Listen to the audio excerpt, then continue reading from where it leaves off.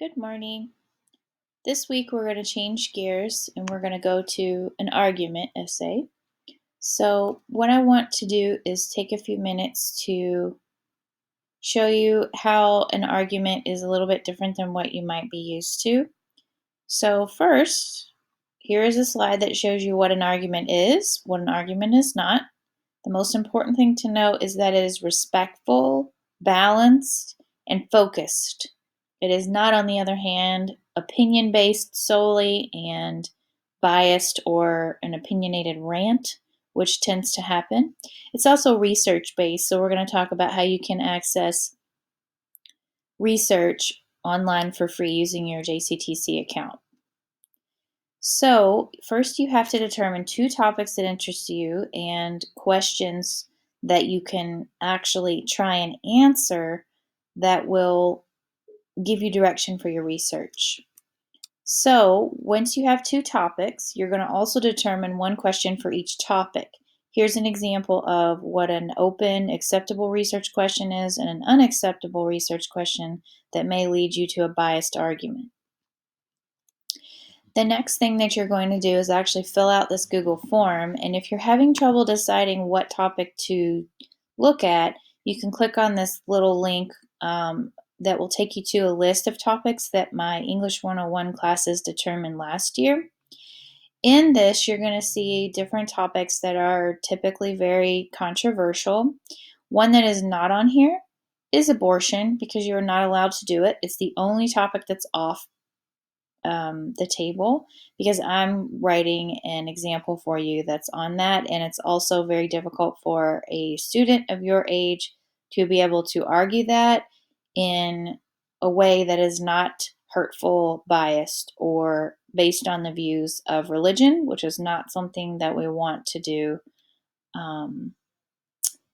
for this assignment. So once you fill out this form, I will then approve your topics by Wednesday, and it will send out an email and an announcement so everyone knows how to access their approved topic. Once you have that, you need to go do some research on your topic. So I'm going to show you real quickly how you can use JCTC's resources. You'll click this link. I'll post it on announcements as well, just so you can quickly click it. But when you click it, it's going to take you to this page right here. And I put in the word abortion for the first, which is primo, so that I can start finding some sources. Once it loads, it will prompt you. There'll be a little banner that says you need to sign in. I'm already signed in automatically, but you do want to sign in. Oh, there it is actually. You do want to sign in, because if you don't, you're not going to get all of the search results that you would like, because some of these things are only accessible to students at the college, which is you. So you'll use your KCTCS email and login that you would use for Blackboard to sign in. So once you're signed in, take a look at what's here, okay? I do not want books, because I'm not going to read an online book, and I don't expect you to do the same. So I'm going to choose articles instead of books. And the problem is there are articles inside these books. So what we want to do here is we want to choose peer-reviewed. We want to choose available online. And then we also want to limit our date from the last 20 years or so. Now, sometimes you need background info, so that's okay if you don't do that, but this is just helping us figure out what kind of source we want. We don't want a bunch of books, and we don't want things that are older than 20 years to start with. So I'm also narrowing the resource type to articles, newspaper articles, and journals.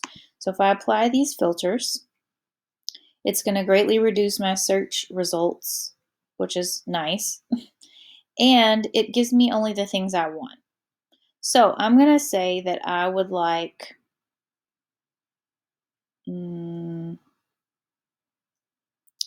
this article, okay? So say I want this one. How do I know? Well, I still don't know. I'm going to read this description, and if I want it, which it does provide some background information on restrictive state abortion laws, which could definitely be useful. If I want to look at the full text, I clicked here, which you should look at it, but you don't need to necessarily yet. You'll need that when you go ahead and write your paper. And I'm going to cite this. So if you noticed on the PowerPoint, it says you have to cite it and post 3 of them to the journal. You're going to do 1 for each of these databases. So when I find what I want, I'm going to hit Citation. I'm going to make sure it's on MLA. That's the default for Primo, so you're good. Then I'll copy it. And what I would suggest is simply opening up a Google document.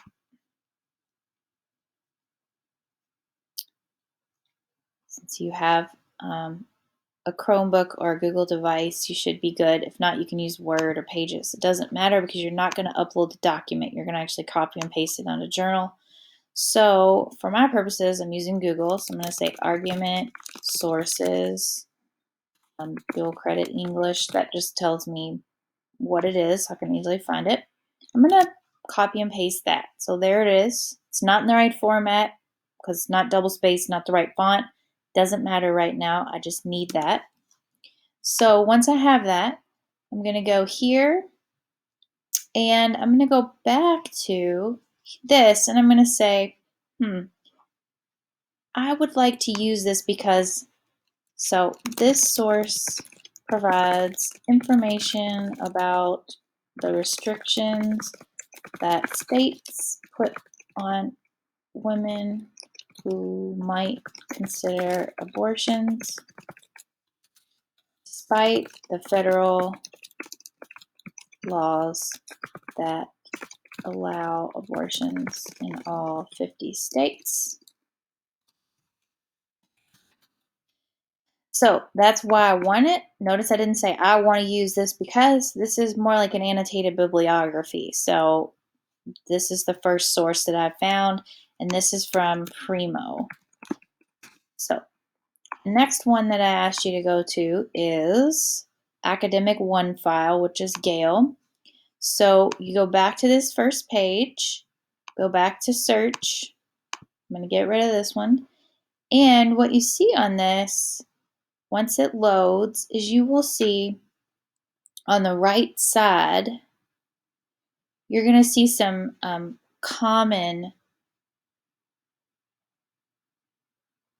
oh, I don't know where it went.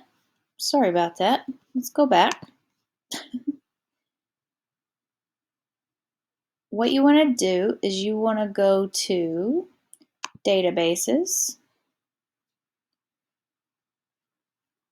And on the right side, you're going to see popular databases. The first one is Academic One File, and the second one is CQ Researcher. Those are the other 2 that you're going to use to find a source. You're going to refine your search results similarly. You're going to copy and paste the citation and then do a little bit of annotation when you are grabbing the article that you want. So your document should look something like this. You will list Primo, you will list Academic One file, and then you will list another source under that you found from it, and you will list CQ Researcher as well. I will share this document with you if you'd like to make a copy of it and just copy and paste your information into it. That's very easy. Once you're done with that, you're going to post that to Journal, which again, I will put on Blackboard for you, and that's due by Sunday at 11:59 p.m. That will get you through this week, and then I will touch base with you again on Monday. Have a good week.